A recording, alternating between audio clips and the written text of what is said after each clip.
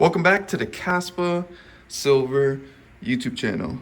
So it's been about a month since I had my KS0 Pro running on pool mining through Hero Miners. And so far it's been able to produce a good bit of Kaspa, and we're going to be getting into all the statistics.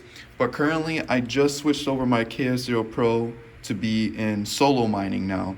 And I'll be having another video coming out very soon to show you guys how to start solo mining. I'm gonna go ahead and test out solo mining and see if I can maybe make some more Kaspa, or if I'm gonna make the same amount within the same amount of time, which is about 1 month. So let's go ahead and head over to my computer and check out how this thing did in the past month. All right, so right now we're at the Kaspa Hero Miners website, and here's where we can check all the statistics of my KS0 Pro. I have my address right here, and you could see that the total amount paid was 623 Kaspa, and we can scroll all the way down here and load all the payouts. And if I keep going further back, you could see that I started on the 18th of December, and I was getting about 10 Kaspa every 12 hours or so. And then I decided to change it to 20 Kaspa for the minimum payout, so that I would basically start getting 20 Kaspa a day, because that's what it looked like I was going to get every day. And over here, when I was getting this one Kaspa payout, for some strange reason, Hero Miners randomly changed my minimum amount to be just one Kaspa. So I started just getting paid out one Kaspa like every single hour pretty much. And that was really annoying, but I was able to fix that. And the way you fix that is by going over to pending balance. And when you're in the pending balance, you just need to put in the IP address that you have here, this browser IP address, and you need to set the minimum payout to whatever you desire here. Sometimes this address won't be correct, and the way you need to get this address is to enable the IPv4 address, or instead of being an IPv6. And I can actually show you guys how to do that. So if you were going to do this on your Windows, you would want to first go to the control panel, and then you want to go to the network and internet. And then once you're there, you want to click network and sharing sensor. And then you would go to change adapter settings. And then you should see your Wi-Fi router on there. That's when you will right click on it, click properties, and then you will look for what says Internet Protocol version 4, should say TCP IPv4, and you're going to want to check that and make sure it is enabled, and then click OK. After you do that, it will probably restart your computer, and then if you go back to Hero Miners, you should see this new address here that you could put in here instead of the other address that it probably is showing at the beginning. So that's pretty much how you do that part there. But yeah, other than that, I didn't struggle with mining at all. This was operational pretty much for 30 days straight. It had no problems at all. You could see that I only received 101 invalid shares, and mostly all the other ones were valid. So I was able to get around 623 Kaspa here. So currently I've switched over my KS0 Pro to solo mining, and in the next video I'm going to make, I'm going to be showing you guys exactly how to solo mine with your KS0 Pro. If you are interested in possibly solo mining, I'm going to go ahead and test it out, because I've been seeing people say that recently solo mining has been a lot more profitable than pool mining. So we're going to see if that's true.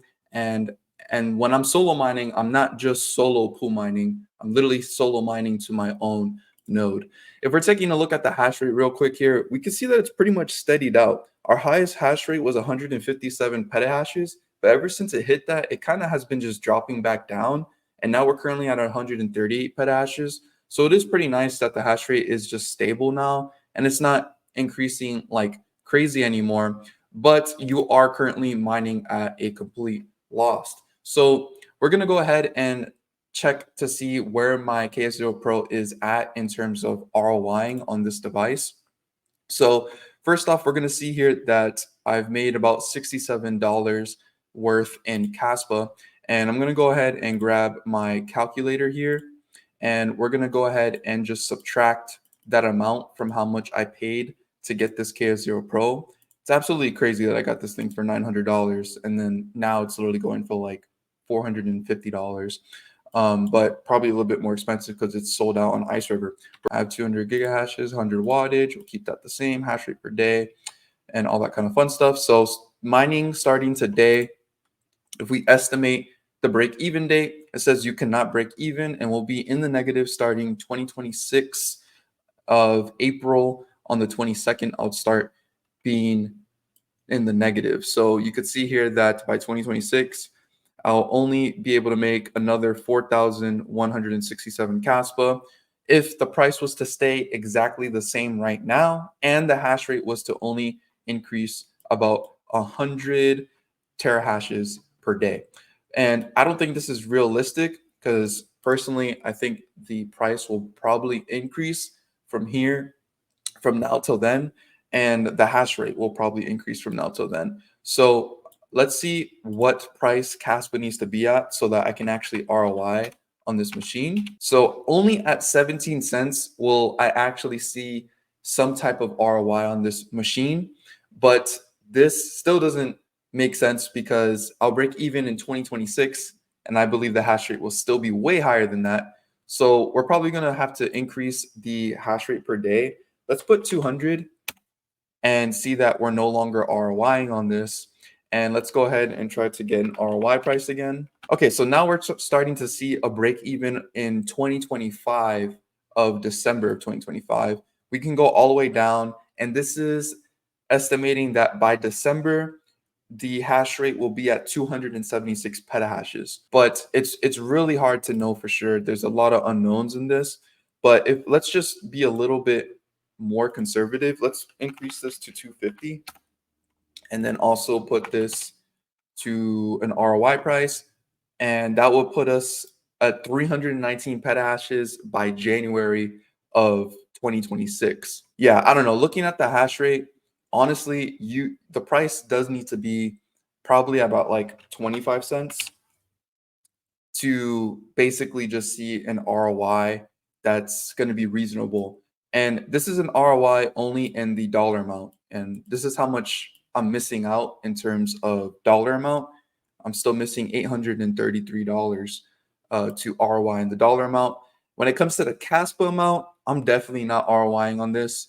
If I would have bought a spot buy on Kaspa with that $900, which was at about 12 cents, that would have been worth about 7,000 Kaspa. And from what I'm seeing here, I'm looking like I'm only going to be able to make about 5,000 Kaspa, maybe just under that at the end of my KS0 Pro's mining cycle.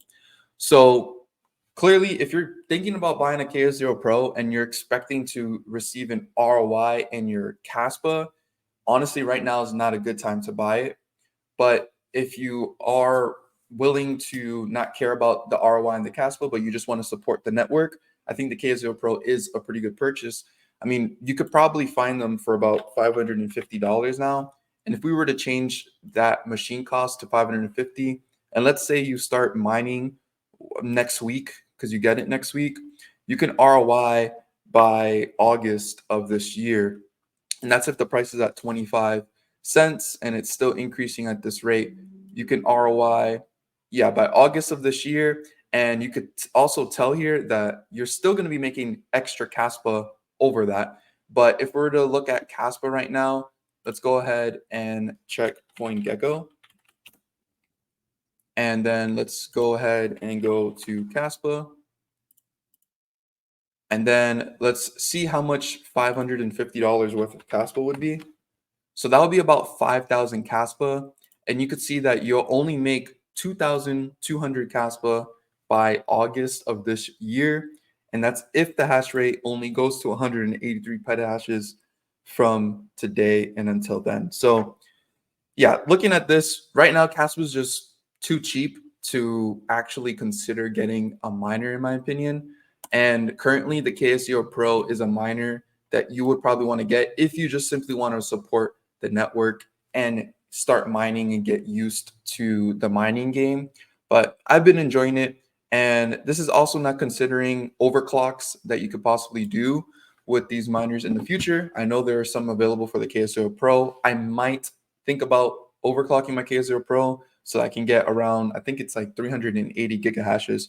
So that would be interesting to do in the future, but I'm not too sure if I want to do that to my device yet. But yeah, this is pretty much how my KS0 Pro has been performing. I'll be having a video coming out soon on how to solo mine to it, to your own node. So thank you guys so much for watching. Please put a like on the video and subscribe to the channel if you guys are new around here. And as always, don't be average, be different.